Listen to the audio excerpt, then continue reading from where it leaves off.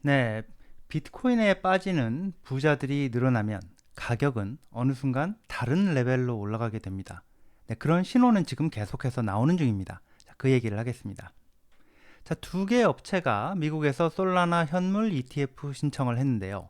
왜 신청했는지, 그리고 신청서에 어떤 내용이 들어있는지 그 얘기도 하겠습니다. 네, 이더리움 인프라 회사인 컨센시스에 대해서 미국 증권거래위원회 SEC가 소송을 했는데요.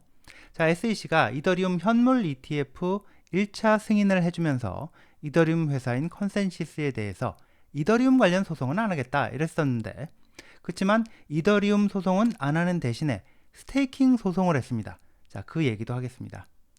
네, 미국 대선 후보 토론이 있었죠. 대선 결과가 암호화폐에도 굉장히 중요하죠. 앞으로 대선 어떻게 갈 건지, 바이든 후보 사퇴하는 건지, 민주당이 후보 갈아치우는 건지, 자, 그 얘기도 하겠습니다. 결론만 먼저 짧게 얘기하자면 바이든 사퇴 안 할 겁니다. 네, 안녕하세요. 홍 작가입니다. 투자 어드바이스가 아니란 점 먼저 말씀드리고 시작을 하겠습니다. 네, 마이클 델, 네, 이 델 컴퓨터 창업자 겸 CEO. 자, 이 사람이 비트코인 얘기를 최근에 했었죠.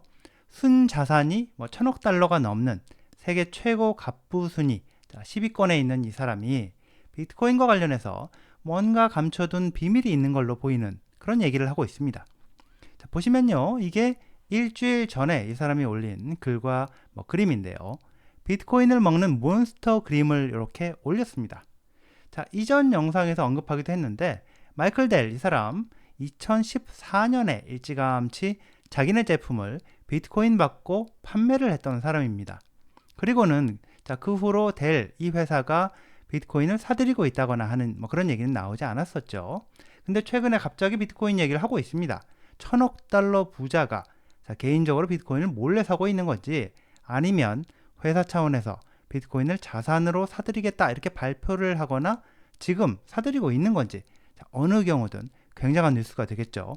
세계적인 갑부 한 명이 비트코인으로 추가된다는 얘기이자, 네, 대기업이 마이크로스트래터지보다 훨씬 더 큰 기업이 비트코인을 자산으로 사들인다는 얘기가 되겠으니까요. 네, 이 사람 관종인 것 같기도 한데, 자, 오늘은 또 이런 트윗을 올렸습니다. 자, 이거 보시면요, 당신한테 가장 중요한 거 골라봐라 이러면서 인공지능, 비트코인, 사랑과 인간관계, 자, 해당 사항 없음, 이 중에서 네 가지 중에서 선택해달라 이렇게 투표를 올렸는데요. 이 일론 머스크가 또 달라붙어서 자기는 사랑과 인간관계 이걸 선택했다 또 이렇게 댓글을 달았고요.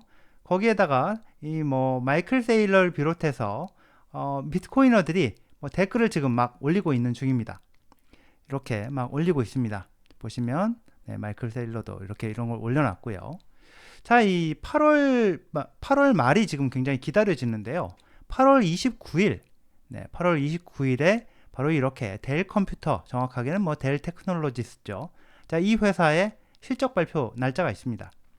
실적 발표일인데 델이 비트코인으로 뭘 하고 있는 건지, 뭔가를 정말 하고 있는 건지 그때 가면 알게 될 것 같습니다. 마이클 델 이 사람이 계속해서 연기를 피우고 있는 걸 보면 뭔가 큰 걸 준비하고 있는 게 아닌가, 이미 비트코인을 계속해서 사들이고 있는 건 아닌가, 이런 생각을 하게 됩니다.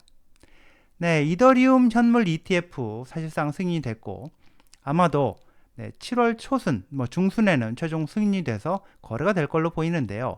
스테이킹 금지 조건으로, 스테이킹을 금지하는 조건으로 승인을 해준 건데, SEC가 스테이킹은 계속해서 규제할 계획이라는 게 확실해졌습니다. SEC가요, 메타마스크 지갑을 제공하는 이더리움 인프라 회사 컨센시스에 결국 소송을 했습니다. 메타마스크 이 지갑 서비스를 통해서 알트코인을 다른 코인으로 교환하고 또 스테이킹을 맡기게 해주고, 자, 이런 서비스를 제공한 게 증권법 위반이다, 이런 혐의가 들어가 있죠. 자, 이 소송에서는요, 이더를 스테이킹 해주는 리도, 로켓풀, 이 두 회사, 리도와 로켓풀, 자, 이 두 개 서비스도 미등록 증권 거래를 한다고 소송에 포함을 시켰습니다.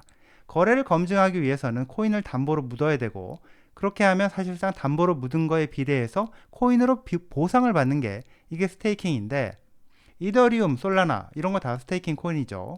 리도, 로켓풀은 담보로 걸 코인이 부족하거나 고성능 컴퓨터 장비를 갖추고 스테이킹을 독자적으로 하기 어려운 대부분의 사람들을 위해서 코인을 모아서 공동으로 스테이킹을 대신 해주고, 담보로 묻어서 팔 수 없는 코인에 대해서는 또 자기네가 발행한 코인을 일종의 증서처럼 발행을 해줘서 그걸 사고 팔고 할 수 있게 해주는 뭐 그런 서비스죠.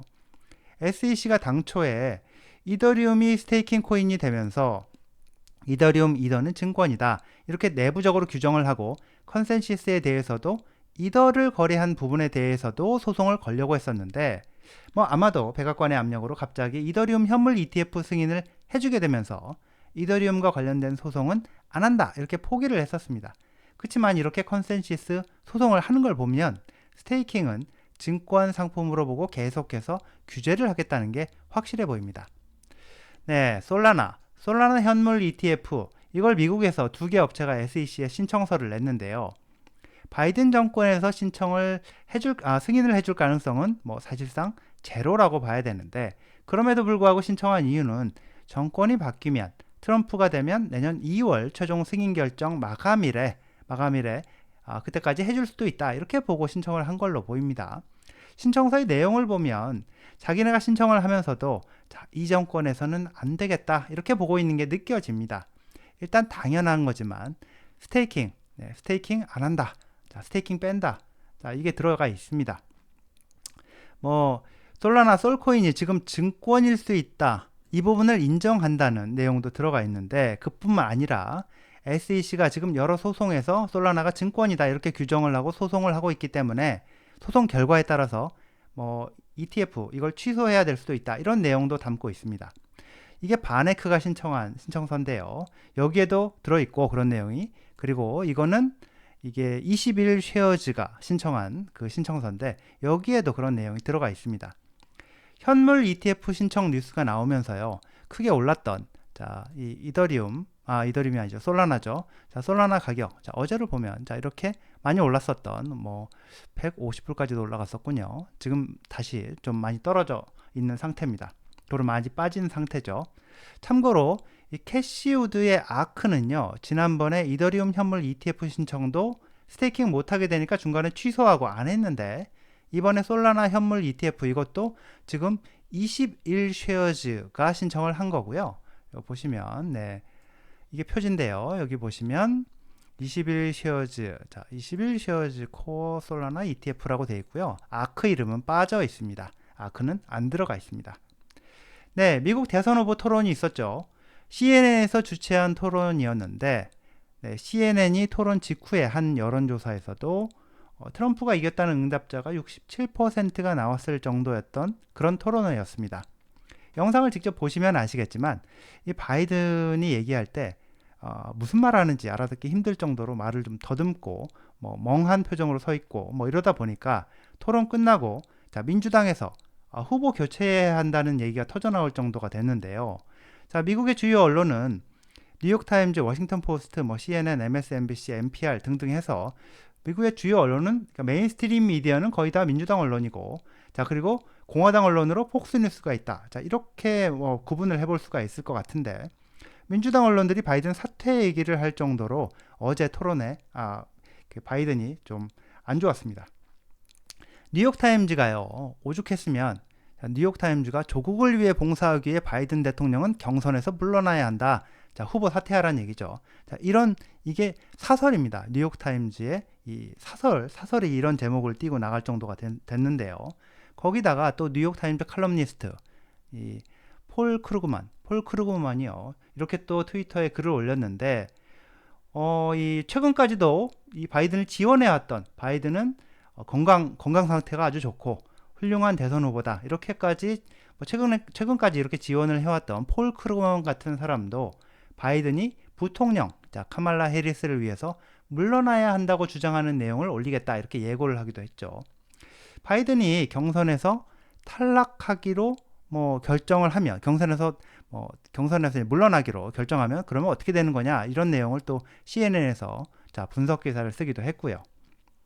근데 바이든 사퇴 가능성은 지금 확 들어가고 있는 중입니다. 왜냐? 바이든 정권의 실세, 사실상 바이든 정권을 통치한다는 오바마가 나섰기 때문인데요. 오바마가 이렇게 글을 올렸습니다. 자, 토론 못하는 날이 있을 수도 있다. 그렇지만 우리는 바이든으로 가야 한다. 자, 이런 내용입니다. 자, 오바마가 나서면서 언론 분위기는 확 바뀌는 걸로 보이는데요. 자, 이렇게 보면요. MSNBC 기사 제목을 보면 자, 이게 아마 그런 분위기를 반영하는 게 아닌가 싶은 잘 반영하는 그런 제목 같아 보이는데 시간대로는 잘 모르겠습니다만 하여튼 바이든의 불안정한 토론 성과가 중도 사퇴를 의미하지는 않는다 이 얘기입니다. 토론 못했다고 중도 사퇴하라고 하면 안 된다 뭐 이런 내용이죠. 오바마가 이렇게 나서게 되면 자, 뉴욕타임즈의 논조가 또 바뀔 가능성도 있어 보입니다. 오바마가 사실상 방향을 정해줬기 때문에 건강 문제로 바이든이 스스로 나 그만두겠다 자, 이러지 않는 한 후보 교체 가능성은 희박하다 이렇게 보입니다. 실제로 지금 와서 바이든이 사퇴할 경우에 이게 또 골치 아픈 일이 발생한다 이렇게 이런 그 분석도 있는데요. 그 법적으로 각 주의 선거법 규정 때문에 일부 경합하는 주 반드시 이겨야 하는 선거에서 승리하기 위해서는 반드시 이겨야 되는 그런 주들에서 민주당이 후보를 내는 데 있어서 바이든이 사퇴할 경우에 후보를 내는 데 있어서 법적으로 심각한 문제가 생길 수 있다. 이런 분석도 있습니다. 자, 그런 걸 감안해서 바이든으로 갈 수밖에 없다. 이렇게 오바마가 정리를 한 게 아닌가 생각이 됩니다. 네, 여기까지입니다. 네, 시청해 주셔서 감사합니다.